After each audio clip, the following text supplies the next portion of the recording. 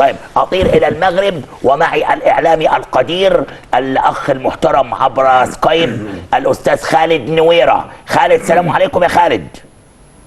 مساء الخير زميل عبد الناصر، مساء الخير بالحضور الكريم. يعني اهلا بيك. الاول طمني، ساعات والكل يشاهد يعني اسود الاطلسي امام زامبيا في تصفية كاس العالم، طمني على المباراة.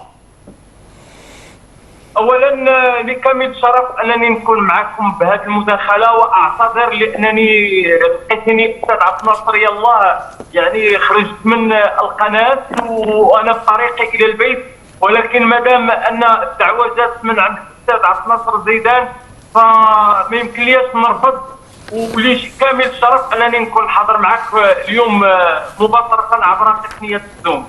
اولا فيما يخص المنتخب الوطني المغربي فوليد الركراكي بالنسبه للاختيارات ديالو في اخر تجمعات ديال المنتخب الوطني اصبح يعتمد نسبيا على لاعبين كينتميوا للمنتخب الاولمبي. يعني اذا تابعتوا معايا ان هذه اللائحه ديال اليوم فهي تتوفر على 8 لاعبين اللي غادي يشاركوا في الالعاب الاولمبيه بباريس المقبل.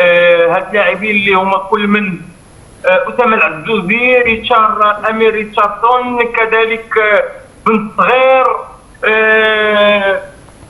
شادي رياض. هادو كلهم لاعبين اللي ربما غادي يكونوا هما امل ديال المنتخب الوطني مستقبلا. ربما كاينين بعض الاكراهات، فنصير المزراوي بعد ما تمت المنادات عليه ولكن حتى لاخر لحظه كان ينتظر ربما تكون المشاركه ديالو غدا في لقاء امام زامبيا عاد يلتحق يعني بالديار المقدسه من اجل اجراء مناسك الحج، ولكن فضل وليد الركراكي ان اللقاء يمشي نصير المزراوي في مناسك الحج، ومن بعد اذا كانت شي حاجه اخرى في لقاءات مقبله تمام. تكون.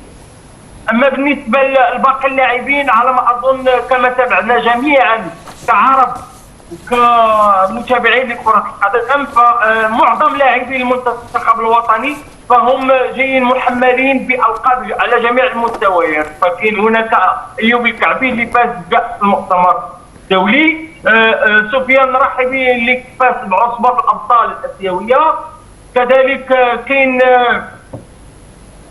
امين عدلي اللي حقق المعجزه رفقه باير ليفركوزن بالدوري الالماني، حكيمي مخلط ثلاثيه بالدوري الفرنسي، حكيم زياش كذلك، يعني بونو تابعنا كاس خادم الحرمين الشريفين مؤخرا امام النصر السعودي.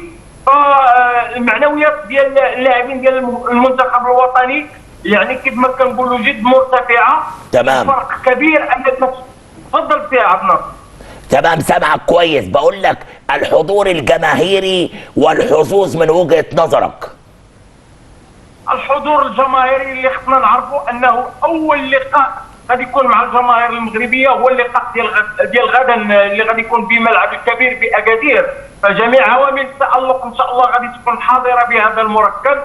لماذا تم اختيار مدينه اكادير؟ كنعرفوا لان جل الملاعب المغربيه فهي في اطار اعاده هيكلتها لاستقبال المنافسات القاريه المستقبليه او النسخه ديال كاس افريقيا مستقبلا، وكذلك اعاده تاهيل المركبات اللي كانت عاده قبل المقابلات الرسميه للمنتخب الوطني بحال المركب ديال الامير مولاي عبد الله بالرباط او المركب الرياضي محمد الخامس. ولكن في ظل ان هذه المركبات يعني كيتعاد لها التاهيل ديالها والترميم ديالها او اعاده تاهيلها باش تكون مطابقه للمواصفات الدوليه، لان كما كيعرف الجميع فالمغرب غادي تكون غادي تستضيف كاس افريقيا 2025 وكذلك كاس العالم 2030. هذا اللي خلى ان الناس المسؤولين والجامعه قرر ان هذه المقابله تجرى بالملعب الكبير باكادير. أشكرك شكرا جزيلا صديقي الإعلامي الكبير خالد نويرة من تلفزيون شوف المغربية.